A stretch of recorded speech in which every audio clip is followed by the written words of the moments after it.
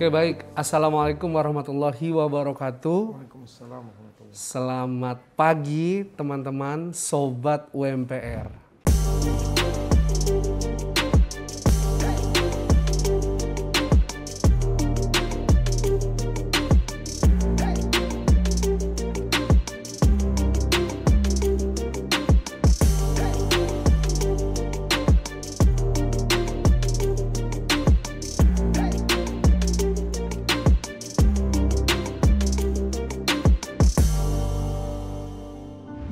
Pak Rektor, apa kabar Pak? Alhamdulillah. Wah, alhamdulillah.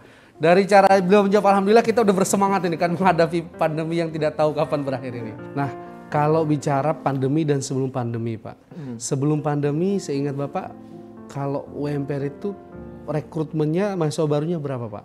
Di UMPR ini perlu kita bersyukur bahwa pada saat pandemi dan sebelum pandemi, kalau kita melihat datanya misalnya, ya kita masih tetap dalam situasi stabil. Kalau kita dulu misalnya pada saat sebelum pandemi, penerimaan mahasiswa baru kita sampai ke gelombang ketiga dan sudah registrasi itu ya sekitar 1.200-an misalnya. Yang registrasi juga sama jumlahnya, sekitar 1.200, bahkan ada peningkatan sekitar 0, sekian persen itu dari yang sebelum pandemi. Ya saat ini pun ya pandemi yang tahun yang kedua ini sampai gelombang kedua ini ya alhamdulillah gitu, hampir 1.000 lah sudah, karena gelombang kedua ini yang ikut tes itu sekitar 700 lebih yang ikut tes pada periode gelombang kedua ini kemarin gitu. Karena gelombang pertama kemarin yang ikut tes sekitar 300-an, ya tambah lagi yang sekarang sekitar 1.700 orang, berarti kita sudah sampai gelombang kedua ya sudah 1.000-an orang. Dan alhamdulillah mudah-mudahan lah sampai penutupan bulan Agustus nanti kita masih bisa bisa mendapatkan mahasiswa baru sesuai dengan target kita. Kita targetkan tahun kemarin itu di APBU hanya 1.000 orang gitu, tapi alhamdulillah sudah ada peningkatan berarti dari target itu. Nah, itu strategi apa Pak yang digunakan sehingga bisa bertahan di era pandemi? Nah, selalu menjaga kualitas. Kepercayaan yang diberikan oleh masyarakat percaya bahwa UM Palangkaraya ini atau UMPR ini melakukan proses perkuliahan, proses pelayanan dan seterusnya itu kan sudah melalui proses yang sudah berjalan dengan baik. Kedua, kita mempertahankan mutu kualitas yang kita inginkan selama ini dan yang diinginkan oleh masyarakat, baik itu berkaitan dengan akreditasi, berkaitan dengan pelayanan dan yang lainnya. Khususnya akreditasi kan kita ya ada peningkatan. Walaupun selama pandemi kita bisa mempertahankan akreditasi yang ada, kemudian ada peningkatan pada prodi-prodi tertentu gitu, dari akreditasi yang misalnya C kemudian bisa berubah menjadi B, atau bahkan ada yang sudah baik sekali gitu, yang baru saja akreditasi yang menggunakan instrumen 9 indikator itu. Itu kalau kita bicara tentang rekrutmen mahasiswa baru Pak. Kalau bicara jumlah wisudawan ataupun orang yang diwisuda di era pandemi itu ada peningkatan atau tidak Pak dibanding sebelum pandemi? Tahun pertama pandemi kemarin kita wisuda kan jumlahnya sekitar 700-an orang kurang lebih. Kemudian ini nanti ya mungkin sekitar 800-an orang. Jadi kalau kita bandingkan dengan jumlah mahasiswa yang masuk ya masih ada jumlah yang lebih dari yang masuk, sehingga bisa meningkatkan jumlah mahasiswa baru kita gitu. Nah, itu teman-teman untuk yang nanya info gimana UMP di era pandemi, semuanya berjalan seperti biasa dan malahan tadi sampaikan oleh Pak Rektor, rekrutmennya bisa jadi lebih banyak ini. Peminatnya lebih banyak. Nah, Pak, belakangan yang banyak sekali teman-teman alumni mahasiswa tanya, apa sih dibalik perubahan istilah UMP menjadi UMPR, Pak? Kalau UMP itu kan terlalu banyak. Hampir semua yang PP, semua yang nama daerah yang lain pun itu kan rata-rata misalnya ya ada Palembang, misalnya ada Purwokerto, Purworejo, Palu dan yang lainnya. Kalau kita P juga ya orang nanti tidak kenal dengan kita gitu kan. Nah, oleh sebab itu maka ya kita rumuskan bersama-sama dengan teman-teman yang lain yang mungkin kalau di statuta ya sampai saat ini masih kita dalam proses pembahasan untuk untuk membuat singkatannya.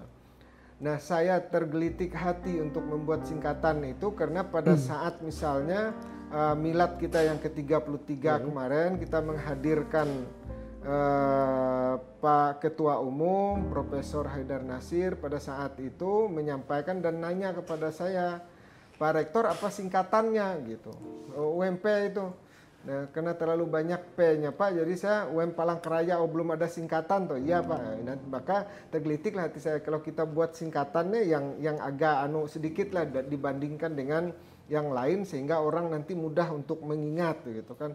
Walaupun dalam kosakatanya UM Universitas Muhammadiyah Palangkaraya itu ya tidak ada R, tetapi kita buat sajalah. Karena menyingkat itu kan belum tentu juga sama dengan panjangannya gitu kan. Betul. Belum sama dengan kepanjangan. Jadi kita buatlah yang mungkin lebih membedakan dengan Universitas Muhammadiyah yang lain. Jadi ya buatlah UMPR dan itu disetujui oleh teman-teman di Sivitas Akademika Universitas Muhammadiyah Palangkaraya. Sampai akhirnya dirumuskan sama-sama dan dipilihlah. Ya, dipilihlah UMPR itu.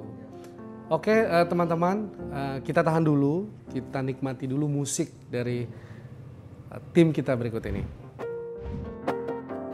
Sometimes I can be on my own. Also, I'll think the months again. And it's about what I did wrong. It's like this, I wish you're here with me. Oh yeah.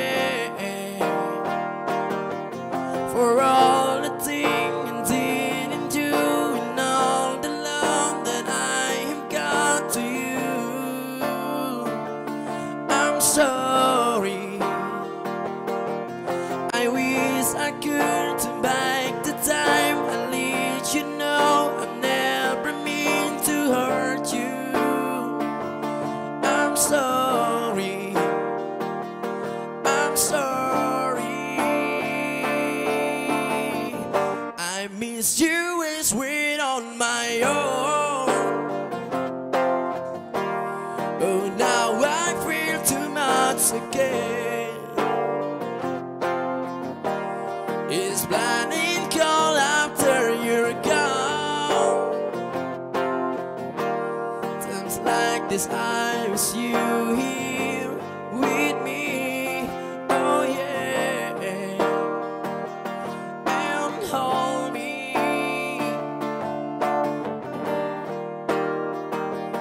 and hold me.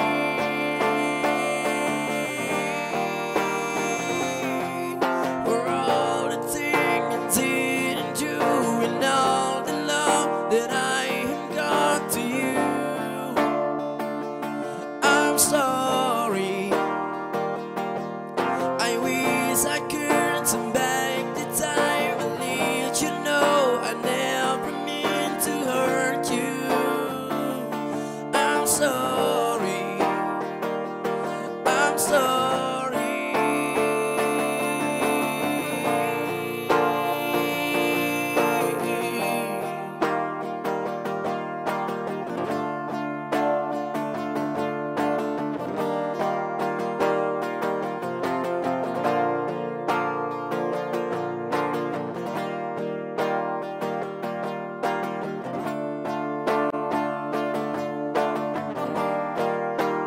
Oh, for all the things I didn't do and all the love that I have got to you, I'm sorry.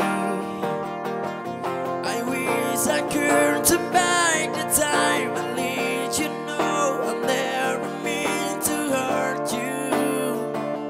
And I'm sorry. I'm sorry.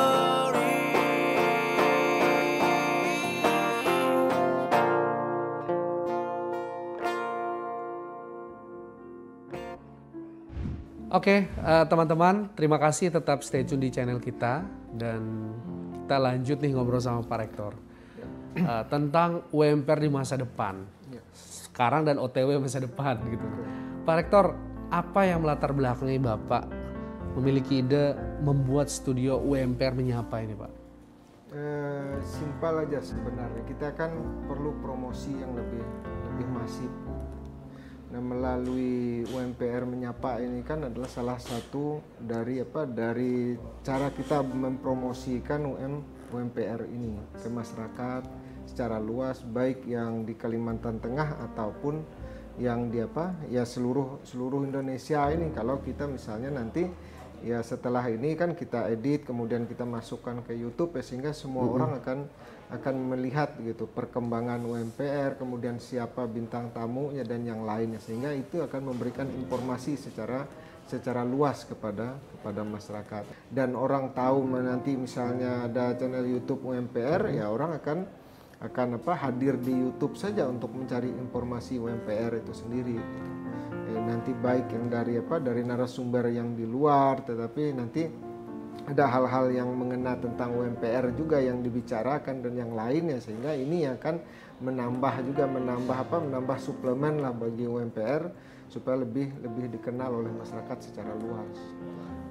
Termasuk berarti nanti konten di UMPR Menyapa ini adalah tentang misalnya bagaimana cara registrasi gitu Pak ya berarti? Ya bisa itu dari teman-teman, misalnya teman-teman yang yang memiliki kemampuan untuk itu, khusus biro-biro tertentu misalnya yang untuk menyampaikan berbagai macam hal tentang proses pelayanan di Universitas Muhammadiyah Palangkaraya ini, termasuk misalnya tadi registrasi itu bagaimana, arahnya kemana, kemudian bagaimana caranya, itu kan bisa dijelaskan melalui konten ini secara singkat gitu kan.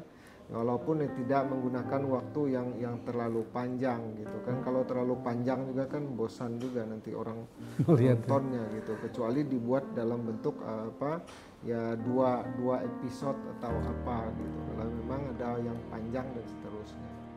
Berarti itu adalah harapan Pak Rektor tentang podcast atau tayangan ini agar menjadi benar-benar corong ke depan. Ya, menjadi informasi kepada masyarakat, terutama anak-anak muda nih. Jadi tinggal nonton YouTube ini aja nih, dapat informasi UMPR. Nah, Pak Rektor, ada satu lagi yang sebenarnya menarik gitu ya, bahwa UMPR ini belakangan ini sangat pesat sekali melakukan pembangunan di pengembangan di kampus 2. Yang kami tahu Pak, ada bangunan utama yang kalau nggak salah mulai bulan Agustus dikerjakan. Ada pembangunan Rusunawa. Yang terakhir ada pembangunan Masjid Al-Aqsa. Nah, bisa nggak Pak share dulu Pak? Ini satu persatu dulu nih Pak. Nah, ada banyak orang kan begini. Pada zaman pandemi ini kan muncul berbagai macam ide kan tentang proses pembelajaran. Ada banyak orang menyampaikan bahwa pembelajaran ke depan itu bisa saja tidak menggunakan gedung yang mewah dan seterusnya, karena sudah selalu semuanya menggunakan proses online, IT dan yang lain. Nah, tetapi saya pikir khusus untuk Kalimantan Tengah ini, orang banyak kuliah di luar itu, di Jawa dan seterusnya, itu sebenarnya bukan karena apa-apa, tapi dia bangga melihat kampusnya yang megah itu sebenarnya. Tapi ada sekian persen dari minat itu karena dia melihat bangunan dan seterusnya, sehingga dia merasa bangga betul. Ini loh kampus saya, dibandingkan dengan pada saat orang lain juga menampilkan gedungnya seperti apa ya, maka masih menang dalam hal ini. Karena mahasiswa itu membutuhkan tempat belajarnya yang dia merasa bahwa kuliah itu kalau dia duduk di tempat belajar di kelas. Nah, dalam 2 tahun pandemi ini kan ada banyak mungkin dari mahasiswa kita itu khususnya yang mendaftar tahun kemarin dengan tahun ini nanti itu masih belum merasa mahasiswa karena dia hanya karena dia hanya kan di layar saja dia baru melihat kampus kita itu. Ada mungkin sebagian dari mahasiswa kita yang melihat kampus hanya dari gambarnya saja gitu. Ya mudah-mudahan lah dengan selesainya gedung kampus yang baru di kampus 2 itu nanti yang kita rancang itu dengan lantai 5 sampai rooftop, kemudian menggunakan lift, kemudian di depannya itu kaca full gitu kan, walaupun samping kiri samping kanannya kita menggunakan bahan yang memang sudah agak ringan gitu sehingga tampilan kelihatan kampusnya itu lebih megah. Ya mudah-mudahan kalau menurut teman-teman ya akan menjadi kampus yang gedung yang termegah lah paling tidak di Kalimantan Tengah ini nanti gitu kalau sudah selesai. Nah kemudian Rusunawa kita alhamdulillah kita diberikan kemudahan lah tahun walaupun dalam situasi pandemi ini kita masih dapat gitu Rusunawa dari hibah pembangunan dari PUPR dari Kementerian PUPR itu, dan akan kita maksimalkan Rusunawa itu nanti dengan lantai 3, kemudian dengan kapasitas jumlah orang nanti yang tinggal di Rusunawa itu sekitar 522 orang. Tahun ini bersama dengan teman-teman panitia dan teman-teman yang lain dengan mematangkan keinginan itu ya, sehingga kita ya berusaha untuk membangunnya gitu. Tahun ini sudah dimulai ya, sekarang kan sudah mulai ya, mudah-mudahan lah secara bersamaan nanti bisa selesai secara bersamaan kalau Allah mengizinkan dan kita banyak mendapatkan bantuan, mendapatkan sumbangan dari para donatur sehingga ya pembangunannya tetap berjalan. Nah rencana untuk bangunan utama dan Rusunawa ini Pak kapan nih Pak peresmiannya nih? Mungkin saja nanti peresmiannya itu ya secara berturut-turut gitu kan ya, tidak bisa yang secara bersamaan tetapi ya mungkin ya Rusunawa dulu karena Rusunawa sudah jelas karena dia didanai oleh pemerintah. Betul. Gitu kan, dan waktunya pun sudah pasti karena sudah ditetapkan harus selesai bulan November ya, maka dia harus selesai bulan November. Dan harus serah terima bulan Desember ya, maka dia harus serah terima bulan Desember. Nah itu informasinya buat teman-teman. Nah Pak ini ada dari tim kreatif kita nih Pak. Sangat-sangat kreatif Pak. Ini foto Bapak, jadi ada tulisan Pak, ini katanya dikutip dari Instagram Bapak nih. Ya. Jadikan setiap tempat sebagai sekolah dan setiap orang itu sebagai guru. Ya. Nah ini maknanya apa nih Pak? Namanya pendidikan itu sebenarnya tidak hanya sebagai yang formal saja, tetapi ada pendidikan yang non formal dan ada pendidikan informal. Maka semua tempat itu adalah bagian dari sekolah yang mungkin bisa kita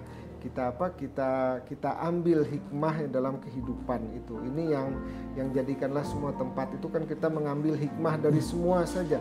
Apa yang kita dapatkan di mana saja itu adalah bagian dari pendidikan yang mungkin itu adalah sekolah juga, tapi sekolah yang dalam bentuk yang tidak memiliki gedung dan seterusnya.